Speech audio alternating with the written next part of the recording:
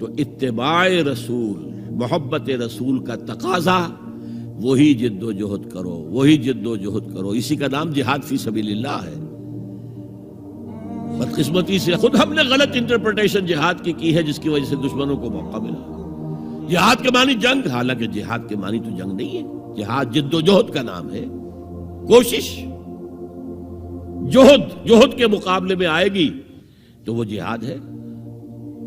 جہد یک طرفہ ہے تو جہد ہے، اور دو طرفہ ہو رہی ہے. رسہ جو ہے آپ ادھر کھینچ رہے ہیں، وہ ادھر کھینچ رہے ہیں، یہ جہاد ہے.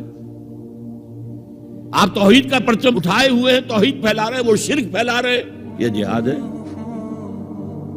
کوئی مغربی ڈیموکریسی چاہتا ہے، کوئی سوشلسٹ ڈیموکریسی چاہتا ہے، ان کے درمیان رساکشی ہوگی کہ نہیں ہوگی؟ یہ جہاد ہے. قتال تو جہاد کی 9 منزلہ عمارت میں جا کے 9ویں منزل پر قتال فی سبیل اللہ، اور یہ دونوں قرآن کی اصطلاحات ہیں. ہم نے جہاد کو بھی جنگ بنا دیا، تو پھر تو اب ہر شخص کو قرآن میں جنگ ہی جنگ نظر آئے گی. جہاں جہاد کا لفظ آیا جنگ، جہاں جہاد کا لفظ آیا جنگ. اسی سے تو ان کو موقع مل گیا. اے نبی، آپ ان کافروں کی باتیں نہ سنیں، نہ ان کے باتوں میں آئیں. چاہے وہ صاف انکار کر رہے ہیں اور چاہے وہ کوئی مصالحت چاہتے ہیں کہ محمد کچھ درمی دکھاؤ، کچھ ہماری مانو، کچھ اپنی منوا لو. یہ تم نے جو کل پیدا کر دی ہے، گھر گھر لڑائی ہو رہی ہے، اولاد ماں باپ سے جدا ہو گئی، بہن بھائی سے جدا ہو گیا، شوہر بیوی سے جدا، بیوی شوہر سے جدا. تو جو کہتے ہیں کہ a house divided amongst itself cannot stand، ہمارا تو تم نے قبائلی جو ہمارا روب تھا وہ ختم کر دیا دنیا میں. لہذا ایسا کرو، کچھ مصالحت کرو، کچھ اپنی منوا لو، کچھ ہماری مان لو. قرآن نے کہا وَدُّوا لَوْ تُدْهِنُ فَيُدْهِنُونَ فَلَا تُطِعِ الْمُكَذِّبِينَ. ان کی بات نہ سنیے. تو جہاد تھا جو ہو رہا تھا، جس کے لیے میں نے رات تقریر کی ہے، جہاد بالقرآن. فَلَا تُطِعِ الْكَافِرِينَ وَجَاهِدْهُمْ بِهِ جِهَادًا كَبِيرًا. یہ سورہ الفرقان کی آیت ہے نمبر 52، اور شروع کیسے ہوتی ہے سورہ الفرقان؟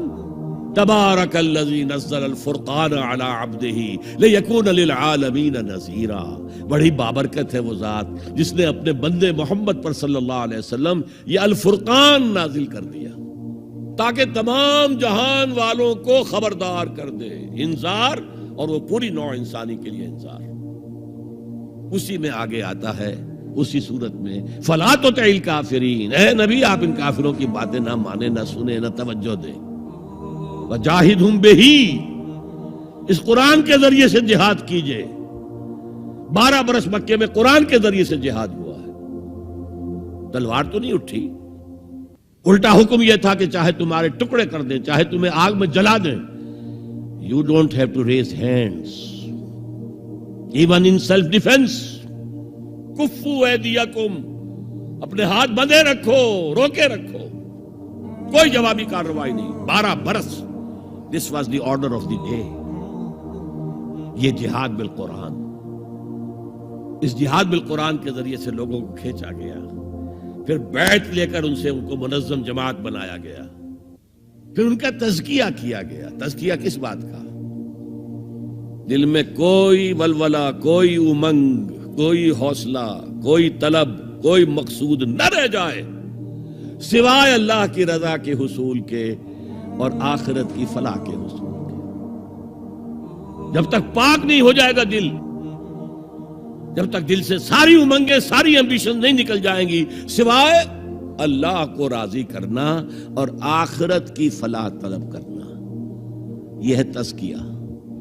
یتلو علیہم آیاتہ ویزکیہم ویعلمہم الکتاب والحکمہ. اگر اس نقش قدم پر آپ نہیں چل رہے تو حضور کے ساتھ محبت کا دعویٰ باطل ہے. آپ مسلمان ہیں، ٹھیک ہے، آپ مانتے ہیں انہیں اللہ کا رسول، اور آپ درود بھی بھیج دیتے ہیں، نماز میں بھی درود ابراہیمی ہے، سب کچھ ہے.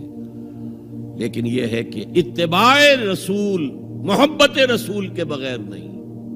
اور محبت رسول سے جو اتباع رسول وجود میں آتا ہے وہ ہے من انصاری اللہ.